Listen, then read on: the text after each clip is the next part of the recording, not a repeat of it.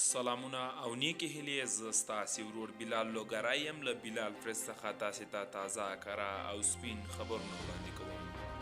لکه څرنګه چې تاسې پوهیږئ چې سلسله علي خیل د پاکستان په اسلام آباد ښار کې تښتول شوې وه چې د افغان سفیر لور ده او بیا پرې تشدد شوی و.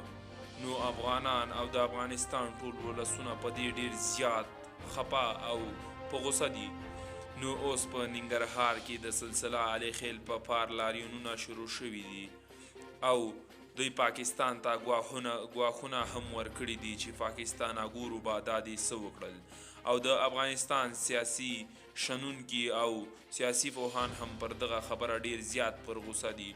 خو د ننګرهار لاریون کوونکو ویلي که چیرې موږ ته حق را نه کړل شو نو موږ به پاکستان له یو لوی غضب سره مخ کړو.